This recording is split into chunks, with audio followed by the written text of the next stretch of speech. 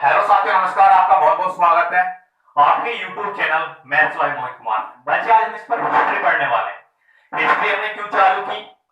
जिससे कि आपको पता है यूपीएससी की वैकेंसी क्लियर हो गई है और डीपी की वैकेंसी आपको क्लियर हो गई है।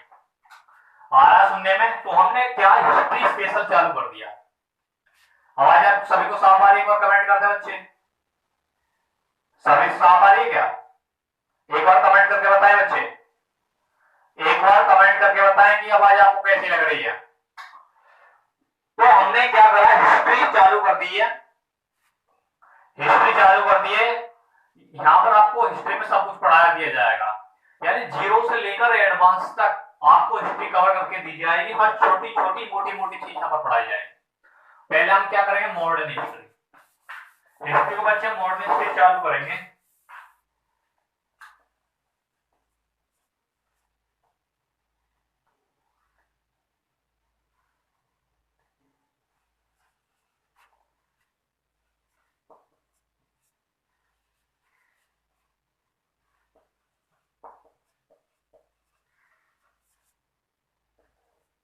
दिख रहा है? सपोर्टिंग बताना जरा, देखता हूँ दिख रहा है नहीं दिख रहा आपको। दिख नहीं रहा? चलो कुछ नहीं लिख रहा, मॉडर्न हिस्ट्री लिख रहा। तो क्या है बच्चे, मॉडर्न हिस्ट्री कहां से स्टार्ट होती है? बच्चे तो जो फर्स्ट चैप्टर है, भारत में यूरोपियों का आगमन। भारत में यूरोपीय यानी कैसे एंट्री की, क्या कारण रहे, इन चीजों को हम पढ़ने वाले हैं हिस्ट्री में। हिस्ट्री को पढ़ने से पहले बच्चे, आपको किसी भी चीज को पढ़ने से पहले आपके पास रीजन होना चाहिए। अगर आपके पास बच्चे रीजन है ना, तो आपको सब कुछ समझ में आएगा। अगर आपके पास रीजन नहीं है ना, तो कुछ भी नहीं, और आप रटते फिरो, कुछ पता नहीं पड़ने वाला। समझे? तो क्या रीजन रहे ऐसे? आवाज साफ है? क्या रीजन रहे ऐसे, क्या कारण थे जो भारत में यूरोपियों का आना पड़ा? तो क्या ऐसी विषम स्थितियां रही? आइए इसी बारे में जानते हैं। बच्चे, भारत में आने के लिए दो रास्ते थे। भारत में आने के बच्चे कौन कौन से दो रास्ते थे? एक तो बच्चे हमारा था थल मार्ग, और एक तो बच्चे हमारे जल मार्ग। यानी भारत में एंट्री करने के लिए बच्चे दो रास्ते थे, एक था हमारा थल मार्ग और एक था जल मार्ग। तो थल मार्ग कौन सा था? थल मार्ग, थल मार्ग था बच्चे हम तुर्की, इराक,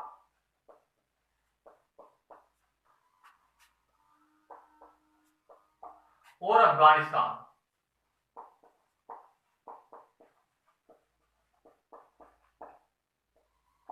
खैबर दर्रा,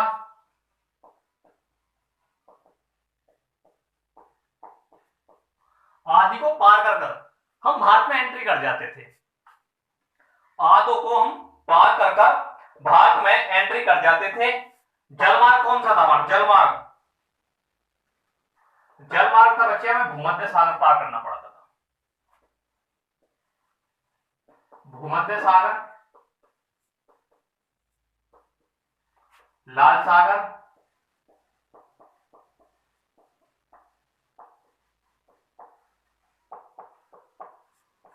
काला सागर और फारस की खाड़ी, अरब सागर को पार करके हम जब इंडिया में एंट्री करते थे। तो बच्चे हमारे दो मार्ग थे, थल मार्ग और जल मार्ग। ये थे, यानी तुर्की, इराक, ईरान, अफगानिस्तान, खैबर दर्रा को पार करके हम इंडिया में एंट्री करते थे। और बच्चे हम मैप से बताएंगे इन चीजों को। और जलमार्ग क्या था? भूमध्य सागर, लाल सागर, काला सागर, फारस की खाड़ी और अरब सागर को पार कर इंडिया में एंट्री करते थे। बच्चे इन चीजों को मैप से पढ़ते हैं। मैप से देखो,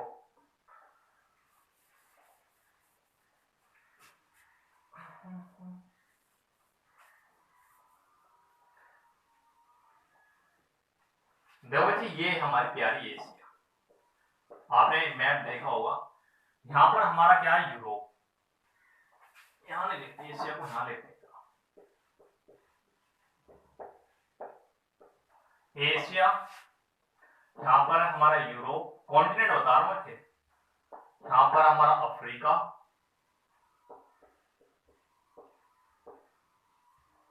यहां पर है हमारा उत्तरी अमेरिका,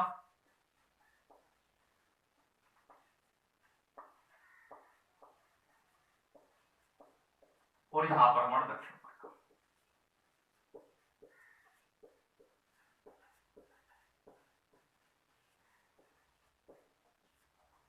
ये है।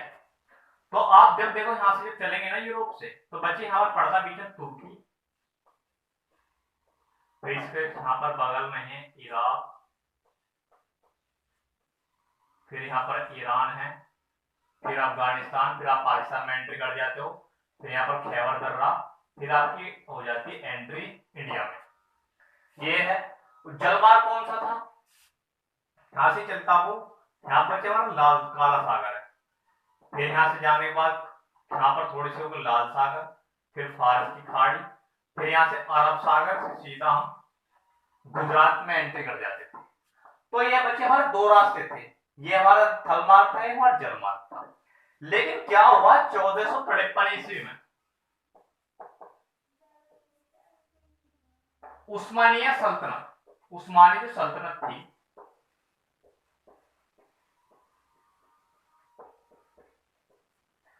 चौदह सौ तिरपन ईस्वी में बच्चे घटना घटित हो गई। क्या घटना घटित हो गई, जो उस्मानिया जो सल्तनत है ना, उसने जो ना इतना क्षेत्र जीत लिया, यानी तुर्की, इराक, काला सागर, लाल सागर, और ये इस क्षेत्र को जीत लिया। जब जीत लिया तो उन्होंने बच्चे क्या यूरोपियों को क्या रास्ता बंद कर दिया, रास्ता इनका क्या यूरोपियों को इन्होंने बंद कर दिया। क्यों कर दिया, भारतीय जो बच्चे मसाले थे ना वो भी प्रसिद्ध थे, यहां से यूरोपीय क्या मसाले ले जाते थे 1 रुपए में, वहां पर बेचते थे 50 रुपए में, तो कई गुना प्रॉफिट होता था। और जो उस्मानिया सल्तनत के लोग थे वो यूरोपियों से चिढ़ते थे, जो उस्मानी सल्तनत के लोग थे बच्चे वो यूरोप से चिढ़ते थे, क्योंकि वो चाहते थे कि हम यहाँ पर व्यापार करें। इस मारे उन्होंने इस क्षेत्र को कैप्चर कर लिया, जीत लिया इसको, और उन्होंने दोनों रास्ते बंद कर दिए। और यूरोपियों को बच्चे में दिक्कत हो गई, भाई यूरोपियों को दिक्कत हो गई कि उनका व्यापार ठप हो गया, एक तो जगह गई और दूसरा व्यापार ठप हो गया। तो भाई जब आदमी यानी कुछ नुकसान हो जाता है, यानी उसके रास्ते बंद हो जाते, तो नए रास्ते की खोज करेगा। क्यों करेगा, जिज्ञासा लगा, उसे पता है कि अगर बच्चे में यहां से 1 रुपए का सामान लेके जाऊंगा ना, तो वहां पर 100 रुपए में बिचेगा, 50 रुपए में बिचेगा, तो मुझे प्रॉफिट होगा। तो यूरोपियों ने क्या नए रास्ते की खोज करनी आरंभ कर दी। कई विद्वान आए, कई विद्वान निकले, किसी ने कोई रास्ता भटक गया, कोई किसी को कुछ हुआ, तो आई इन्हीं पर विचार करते हैं। ऐसे ही यूरोप से एक नाविक निकला 1494 ईस्वी में।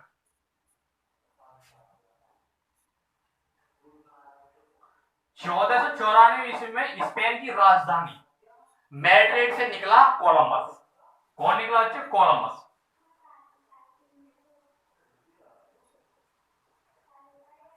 कोलंबस निकला बच्चे यहां से, आना तो उसका पूर्व में, लेकिन जहाज की दिशा भटक जाने के कारण वो पश्चिम दिशा में चला गया। किस दिशा में चला गया बच्चे, पश्चिम दिशा में चला गया, जिसके कारण पश्चिम दिशा में जाने के बाद उसने बच्चे क्या उत्तरी अमेरिका की खोज की। यहां पर एक वेस्ट इंडीज देश पड़ता, वेस्ट इंडिया, नाम क्या रखा, वेस्ट इंडिया। पहले उसको हम वेस्ट इंडिया कहते थे, वेस्ट इंडीज तो बाद में हुआ है, पहले तो वेस्ट इंडीज आजकल उसको हम वेस्ट इंडिया कहते थे। क्यों कहते थे, कोलंबस का जहाज दिशा भटक जाने के कारण वो वेस्ट में चला गया, इस बार उसको वेस्ट इंडिया कहते हैं। इस बार बच्चे उसको क्या है, वेस्ट इंडिया कहते हैं।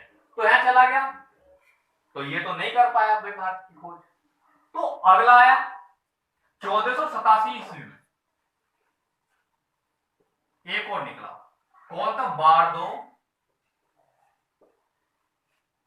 बार्दोलियो मियो दियास।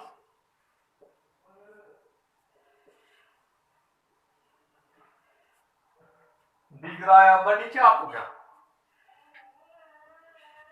दिख रहा बच्चे, दिख रहा है ना आपको, बार्दोलोमेओ दियास 1487 ईस्वी में ये निकला।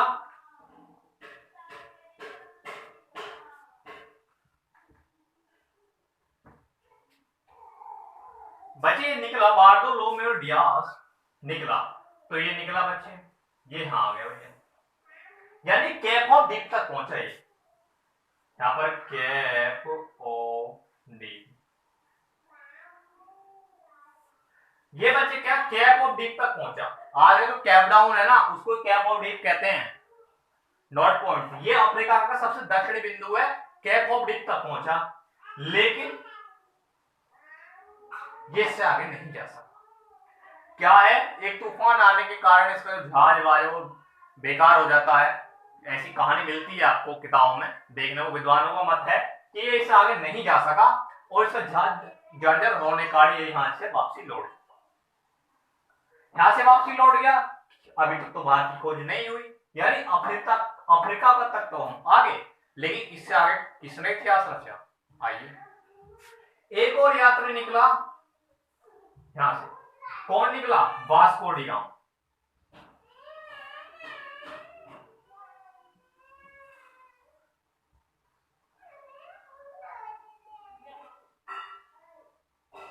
ये निकला बच्चे 1487 ईस्वी।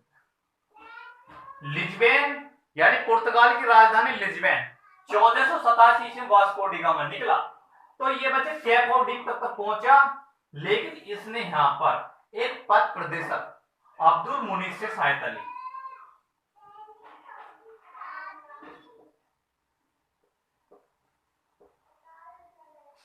अब्दुल मुनीर से इसने क्या है बच्चे सहायता प्राप्त की, और इसने जो अब्दुल मुनीर था ये पथ प्रदर्शक था, होते नहीं है पहले तो क्या था, पथ प्रदर्शक था ये।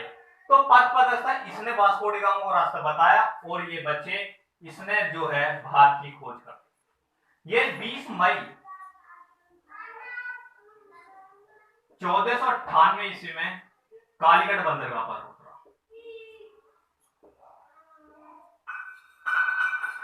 समझ में आया या नहीं आया ये? यानी वास्को डी गामा कब चला? 1487 ईस्वी में। 1487 ईस्वी में चला वास्को डी गामा, अफ्रीका तक तो पहुंचा, कैप ऑफ डीप तक तो पहुंचा, लेकिन यहाँ इसने एक पथ प्रदर्शक अब्दुल मुनीर से सहायता ली, और ये 20 मई 1498 कालीगढ़ बंदरगाह पर। ये बच्चे जो पहुंचा इंडिया में 90 दिनों की लंबी यात्रा के बाद पहुंचा। 90 दिनों की एक लंबी यात्रा के बाद ये इंडिया में एंट्री। तो वास्को डी गामा एक सफल, इसको नहीं पूछा जाता लेकिन पूछ लिया जाता है कभी कभी एग्जाम में। लेकिन सफल कौन हुआ? Vasco da Gama. तो वास्को डी गामा से क्या क्या क्वेश्चन बन सकते हैं? आपसे पूछ लेगा कि वास्को डी गामा जो गया था इंडिया में किस जहाज से गया, किस जहाज से गया? तो बच्चे उस जहाज का जो नाम था साओ गैब्रियल। क्या था? Sao Gabriel. जब ये गया बच्चे कौन से जहाज से गया? ये जहाज जिसे जा रहा है इस टाइम किससे गया? Sao Gabriel.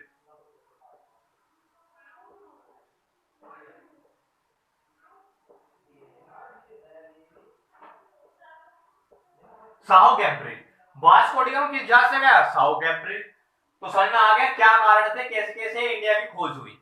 आप इसको एक बार माइंड अप कीजिए, मैं इसको मिटाता हूं फटाफट, जो आपको लिखना फिर आगे कहानी आगे करते हैं फटाफट। देख रहा है आपको क्या?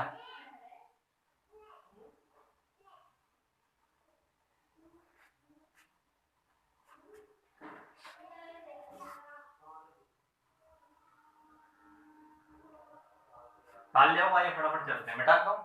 इसकी थोड़ा ले लेना बच्चे, बाद में लिख लेना इसको।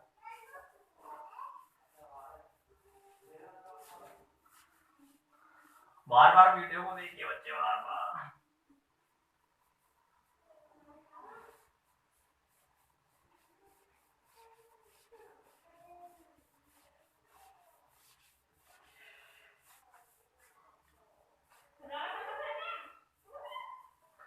तो बच्चे वास्को डी गामा भारत पहुंच गया। जब बच्चे 1498 ईस्वी में वास्को डी गामा पहुंचा,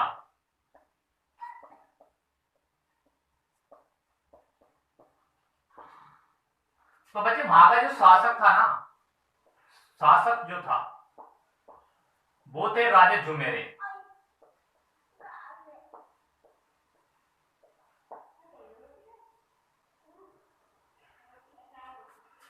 किधर है?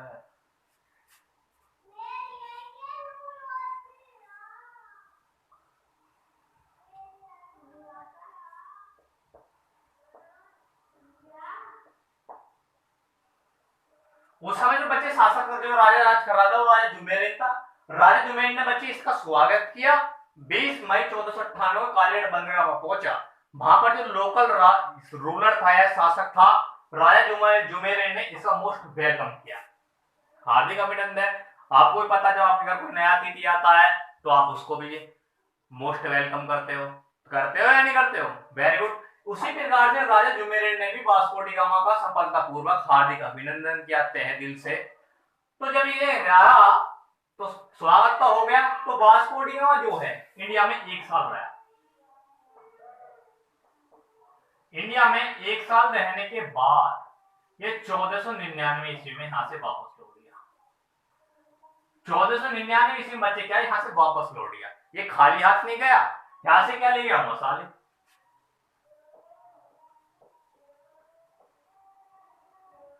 ये बच्चे यहां से खाली हाथ नहीं लौटा। यहां से क्या ले गया? मसाले, गर्म मसाले ले गया। तो आप ये क्वेश्चन पूछा जाता वास्को डी गामा किस बंदरगाह से भारत में आया था? कालीगढ़। लेकिन गया किस बंदरगाह से? गोवा। यानी ये वापस हो गया गोवा बंदरगाह है वहां से। तो आप गोवा याद रखिए। यहां से बच्चे मसाले ले गया। जब बच्चे इन मसालों को यूरोप में ले गया, जब इन मसालों को बच्चे यूरोप में ले गए वहां पर इनको बेचा तो बच्चे इसको क्या 60%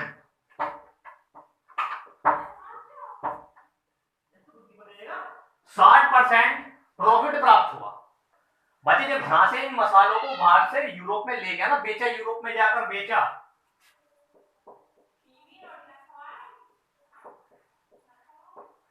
यूरोप में जाकर बेचा तो इसे 60% प्रॉफिट हुआ। जो वहां के जो व्यापारी थे उनकी आंख खुल गई, यार ये तो बहुत जल्दी मालदार हो जाएगा। भाई 1 रुपए का सामान लाया 60 रुपए में यहां पर बेच दिया, 60% प्रॉफिट, ये तो बहुत जल्दी मालदार हो जाएगा। तो वहां के व्यापारी ने भी भारत में आने की इच्छा प्रकट की। भारत में आने की बच्चे क्या इच्छा प्रकट की। और ऐसे ही 1500 ईस्वी में Pedro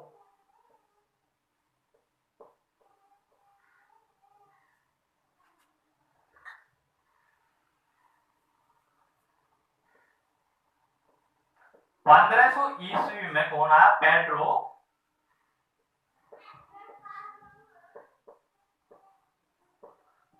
Alvares Cabral. Pedro Alvares Cabral Vasco da Gama तो एक जहाज के साथ आया था, लेकिन ये जहाज के साथ नहीं आया। तो ये तो ज्यादा प्रॉफिट कमाना चाहता था। तो बच्चे 13 सिक्कों के साथ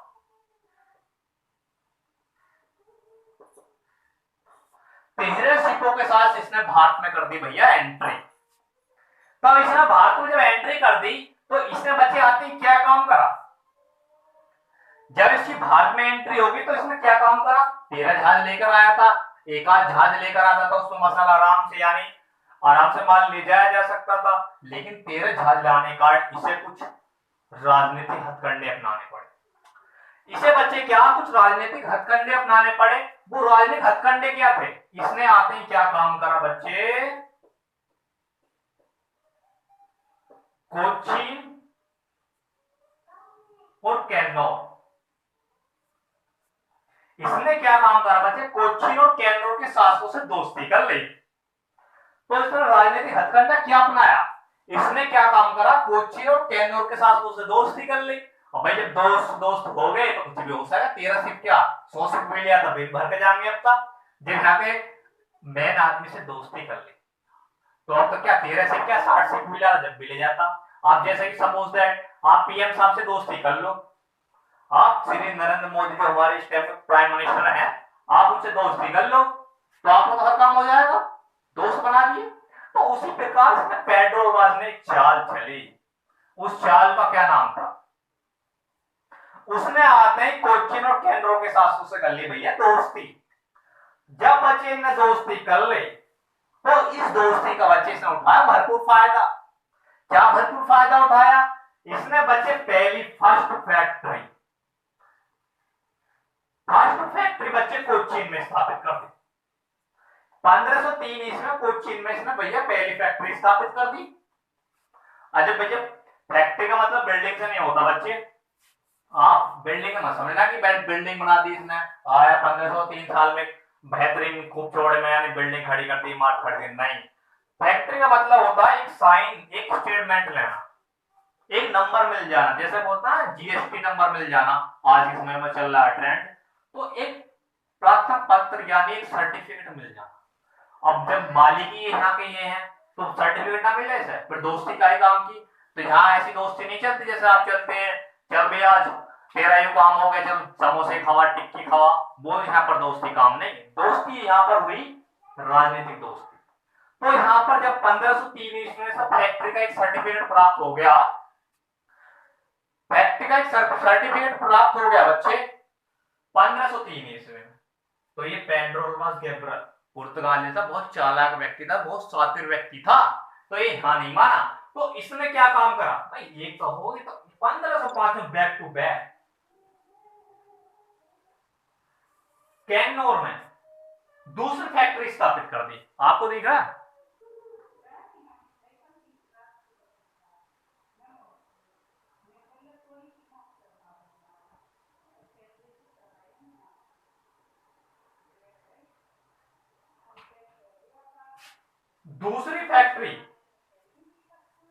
दूसरी फैक्ट्री बच्चे इन्हें जो 1505 ईस्वी में स्थापित कर दी। अब इसका मकसद पूरा हो गया। अब बच्चे जब फैक्ट्री स्थापित हो गई, इन फैक्ट्री को चलाने के लिए कोई ना कोई तो चाहिए।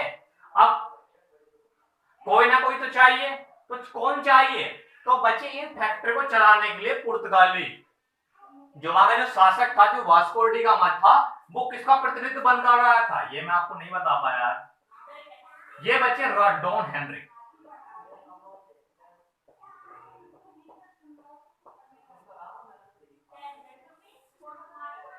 डॉन हेनरिक का प्रतिनिधित्व बनकर आया था। तो बच्चे जब फैक्ट्री स्थापित कर दी, तो फैक्ट्री को चलाने के लिए तो कोई व्यक्ति चाहिए, कोई तगड़ा व्यक्ति चाहिए, वैसा तो लफंगा चाहिए नहीं, यानी पढ़ा लिखा शिक्षित व्यक्ति चाहिए।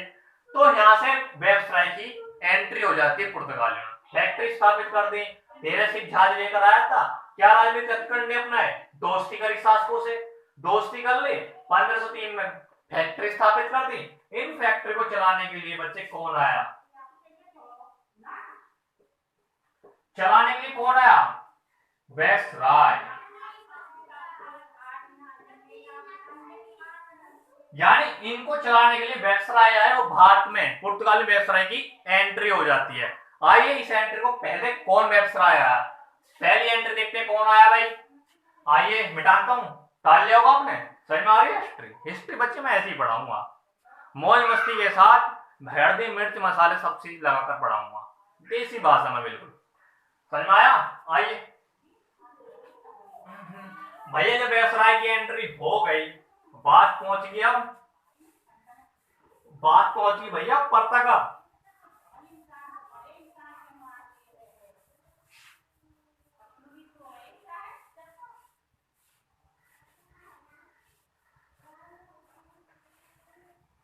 तो फर्स्ट वायसराय आया बच्चे, फर्स्ट वायसराय कौन आया,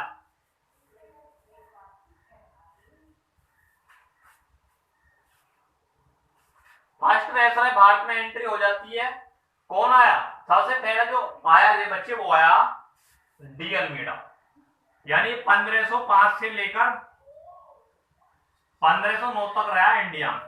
कौन सा आया? De Almeida.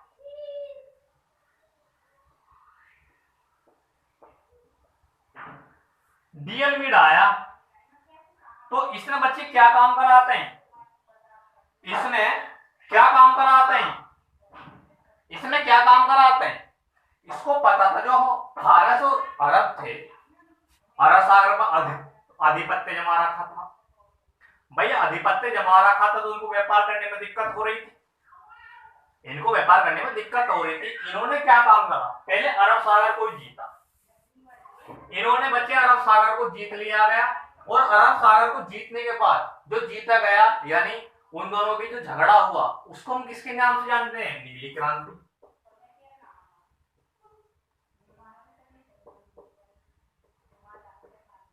नीली क्रांति,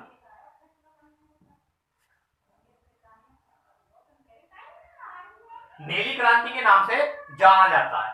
तो बच्चे जो अरब सागर को जीतने के बाद क्या कहलाए, सागर के स्वामी। जीतने के बाद क्या कहलाए, सागर के स्वामी। बच्चे जीतने के बाद क्या है, सागर के स्वामी कहलाए, क्योंकि जब पूरे अरब सागर उन्होंने कैप्चर कर लिया, उसके मालिक बन बैठे, तो ये सागर के स्वामी कहलाए। तो जब ये सागर के स्वामी कहलाए तो इनकी जो नौसेना बहुत पावरफुल होगी, पुर्तगालियों की जो सेना बच्चे बहुत पावरफुल होगी। अब एक बात बताइए, जब आप किसी एग्जाम को क्रैक करते हो तो आप भी पावरफुल व्यक्ति बन जाते हो। आपके 50 मीडिया वाले आते हैं कि हमें इंटरव्यू दो, हमें इंटरव्यू दो। जैसे कि ट्रेंड चल रहा है, यूपीएससी का रिजल्ट आया तो खामों का जानते नहीं है, फिर भी पकड़ कर ले आते हैं इंटरव्यू, ले इंटरव्यू। तो उसी प्रकार से इन्होंने क्या, उन्होंने यूपीएससी की परीक्षा में सफलता प्राप्त कर रही है, उसके स्वामी बन गए। तो उसी प्रकार ये सागर के स्वामी बन गए, किसके कारण बने, नौसेना के कारण। जो पुर्तगाली नौसेना थी, पुर्तगाली नौसेना, पुर्तगाली नौसेना जो बहुत शक्तिशाली हो गई, जब जीत लिया था वो बहुत शक्तिशाली हो गई, बहुत बच्चे क्या है, शक्तिशाली हो गई। तारीफ फटाफट फ्रांसिस डी अल्मेडा ने और क्या क्या काम करे, हम इन चीजों को बताते हैं। फिर इसने और कुछ काम नहीं करे और यहाँ से चला जाता है। आज सेकेंड जो व्यवसाय है अल्फांसो डी अल्बुर्क, उसके बारे में कल बात करेंगे। हमें दीजिए इजाजत। बच्चे इस चैनल को लाइक शेयर एंड कमेंट कीजिए, ज्यादा से ज्यादा बच्चों को फैलाएं। बच्चे हिस्ट्री स्पेशल है, आप जब किसी इंस्टीट्यूट में जाते हो ना, कम से कम बच्चे कह रहा हूँ महीने के 400 से 500 रुपए देते होंगे। मैं बच्चे हम आपको फ्री में पढ़ा रहा हूँ, किसी कोचिंग सेंटर में जाने की आवश्यकता नहीं है आपको। आपने देख लिया होगा